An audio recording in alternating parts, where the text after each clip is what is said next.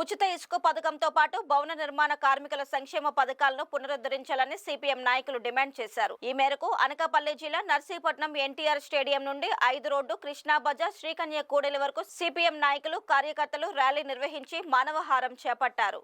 ఈ సందర్భంగా సిపిఎం జిల్లా కార్యదర్శి వర్గ సభ్యులు జి కోటేశ్వరరావు మాట్లాడుతూ రాష్ట్రంలో తీవ్రమైన ఇసుక కొరతతో కార్మికులు పనులు లేక రోడ్డున పడ్డారని, ప్రస్తుతం ఉచిత ఇసుక ఇవ్వకపోగా ఇసుక లేని పరిస్థితి దాపురించిందని విమర్శించారు. ముఖ్యమంత్రి, ఉప ముఖ్యమంత్రి తిరుపతి లడ్డూ చుట్టూ తిరగడం సరికాదన్నారు. భవన నిర్మాణ కార్మికుల సమస్యలపై గత ప్రభుత్వ తప్పిదాలే ఈ ప్రభుత్వం కూడా చేస్తుందని మండిపడ్డారు. సిపిఎం జిల్లా కమిటీ సభ్యులు అడిగర్ల రాజు మాట్లాడుతూ నర్సీపట్నం డివిజన్ పరిధిలో ఇసుక కొరత కారణంగా భవన నిర్మాణ కార్మికులకు 4 నెలలుగా కూలీ పనులు లేవని వాపోయారు.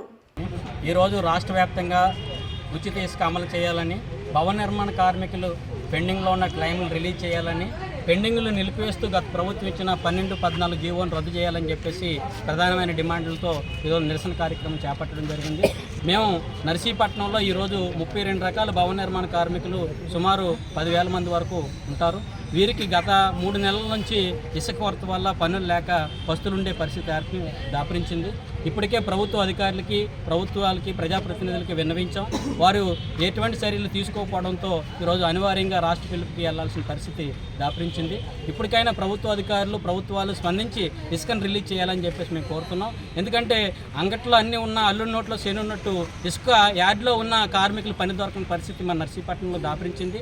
అక్రమాలు జరగవచ్చు, మేము కాదను. దాన్ని విచారణ చేశారు. విచారణ అయిన తర్వాత కార్మికులకి పని జరిగే విధంగా ఇసుక రిలీజ్ చేయండి, అక్రమాలకు పాల్పడిన వారిపైన కఠినమైన చర్యలు తీసుకోండి, వాళ్ళైతే ఉపేక్షించాల్సిన అవసరం లేదని చెప్పేసి మేము కోరుతున్నాం.